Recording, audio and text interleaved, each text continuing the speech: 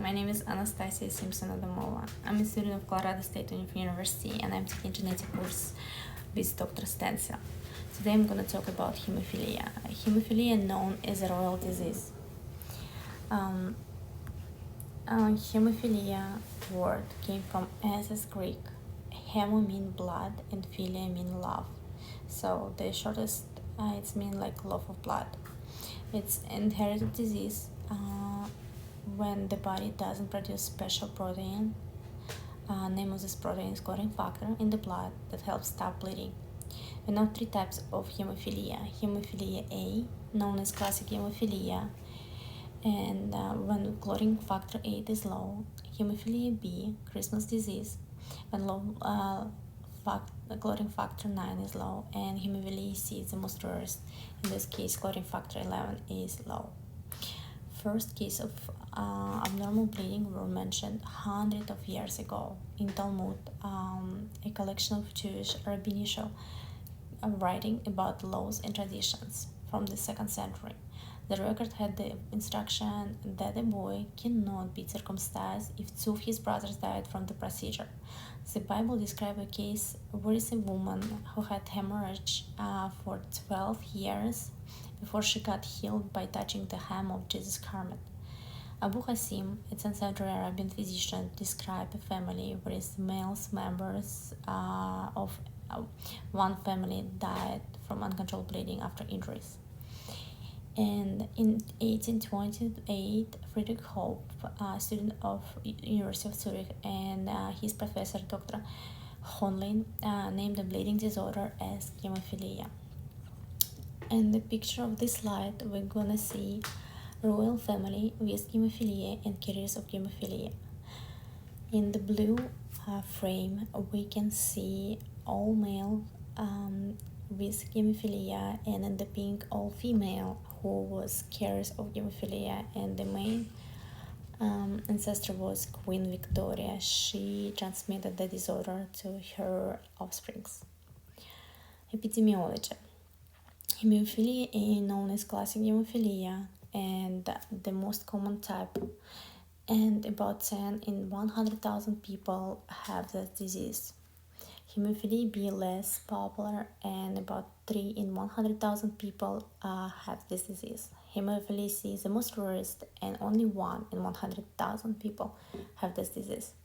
Hemophilia can be classified by type of severity, depend on quantity of clotting factor. Hemophilia can be mild, moderate, or severe. Normal range of factor 8 and factor 9 between 50 and 150%. On the right side, we can see the numbers, where small hemophilia has 5T and less than 40% of factor activity, moderate hemophilia 5% factor activity, and severe hemophilia only 1% factor activity. So another slide, we can see that hemophilia is X-linked recessive disorder. There is abnormal gene FA8 and F9 are located on XQ28 region on the long arm of X chromosome. X-linked disorder means that male and female can have different effects by its disease. On this image, on the next image, inheritance, we see two different cases. In first case, affected father and unaffected mother, and second case, unaffected father and carrier mother. So in first case, where his father is affected, both his son unaffected, and both his daughters are carriers. So in this case, all his sons inherited Y chromosome from him and X chromosome from the mother. And in another case, unaffected father and carrier mother, we see two unaffected, one boy and one girl, and one affected son and carrier daughter. Symptoms of hemophilia. On the picture, we can see the severe hemophilia, whereas we can see excessive bruising all over the body, on the back, belly, legs, and thighs. So symptoms of hemophilia is we can see as unexplained and excessive bleeding after injuries, surgeries, or dental procedures, unusual bleeding after vaccination, IV or blood work, pain, swelling, or tightness in the joint, hemophilia, which means blood in urine and constant blood stool, nose bleeding without reason. In infants, we can see unexplained fuzziness. Diagnostic. Mothers who have or had family history of hemophilia, they will be advised that their child after the birth will be tested for hemophilia. In the best scenario, the sample of blood will be taken in the umbilical cord immediately after birth to verify the level of clotting factor. And if the child has hemophilia, the test helps to find levels of factor VIII, and this test working well because factor VIII will be low, but for factor IX this test doesn't work well and doesn't show precise result because because it takes longer to develop factor IX.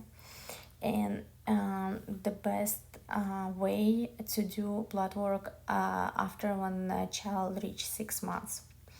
So another type of test is a screening test. So screening test as CBC complete blood count cells test measures the amount, the size, and number of red blood cells, white cells, and platelets. CBC is normal in people with hemophilia, but if the person have heavy bleeding, constant bleeding for a long time, the hemoglobin and red blood cells will be low.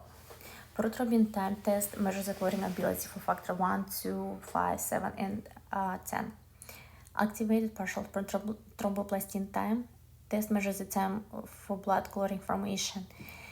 And if the person have hemophilia, this time will be longer than for person who doesn't have hemophilia.